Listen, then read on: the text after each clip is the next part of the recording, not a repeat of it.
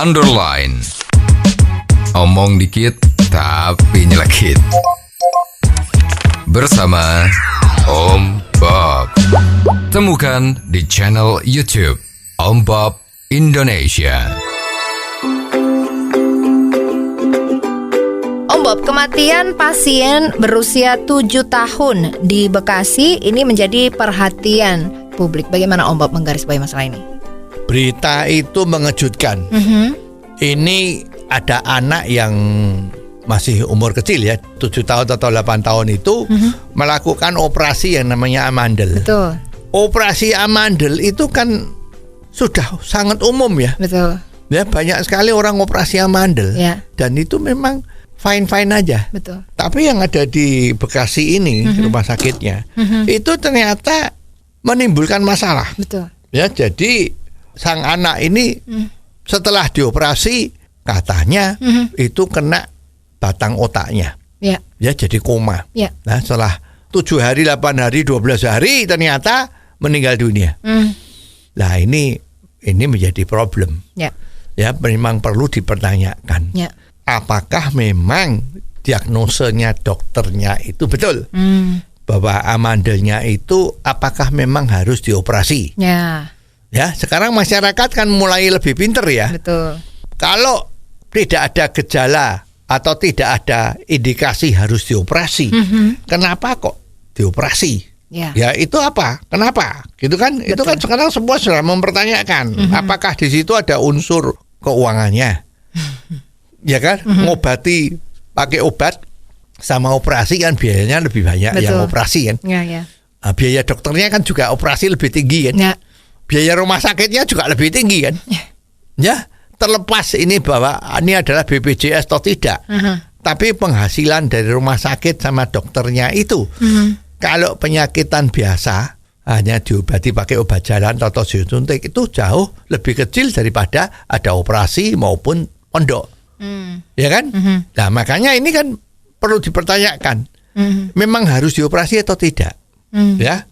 Nah, sekarang juga pada saat itu ada perawatan setelah koma macam-macam itu, ternyata pihak keluarganya sudah minta sama rumah sakit agar supaya bisa dipindahkan ke rumah sakit yang fasilitasnya lebih besar, lebih banyak. Ya. Tapi kelihatannya kok ya dipersulit. Ya. Ya, bahkan ini yang agak sangat tidak etis, bahwa keluarganya meminta rekam medis dari anak tersebut. Ya. Ya, artinya kalau ada rekam medisnya, orang tua itu bisa ke rumah sakit yang lain menunjukkan rekam medisnya itu. Ya.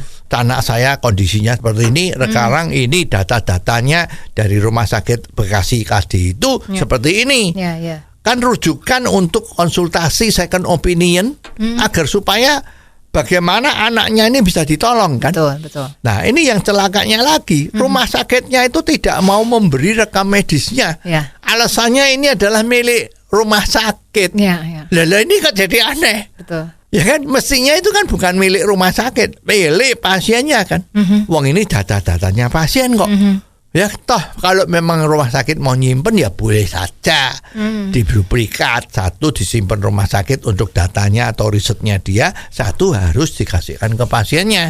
Nah ini memang banyak sekali masyarakat kita itu kalau mau minta data-data apa yang diperiksa oleh sebuah rumah sakit itu sering seperti dipersulit. Ya, ya. Maaf ya, ini nggak bisa keluar. Maaf, ini rahasia dokter, macam-macam. Ya. Nah ini ada apa?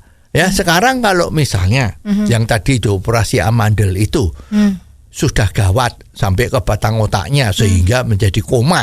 Nah, sekarang kalau keluarganya minta mana rekam medisnya tidak diberikan, itu ada tanda tanya besar kan? Betul.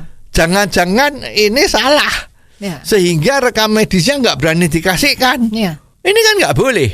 Ya, jadi sekarang konon Ikatan Dokter Indonesia, mudah-mudahan yang dibela bukan dokternya ya, harusnya yang dibela itu yang kebenaran. Betul. Siapa yang benar? Betul. Ya kalau memang nanti dokternya salah diagnosa atau dokter anestesinya memberi obat anestesi pembiusan itu terlalu banyak sehingga kena efek sama otaknya tadi itu, lah harusnya dikasih pelajaran. Betul. Dan kalau dokter tadi itu dapat pelajaran, apapun putusannya nanti terserah, itu kan harus diadili sama pengadilan, hakim yang mewakili Tuhan itu kan. Nah harus seperti itu. Lah tapi ini harus diumumkan. Jadi bukan pakai konsep sesama bis kota tidak boleh saling mendahului. Jadi ID membela dokter bukan membela pasien. Nah itu kan tidak boleh. Harus membela kebenaran. Jadi diperiksa betul-betul kayak apa, kenapa kok harus dioperasi, macam-macam harus diperiksa semua.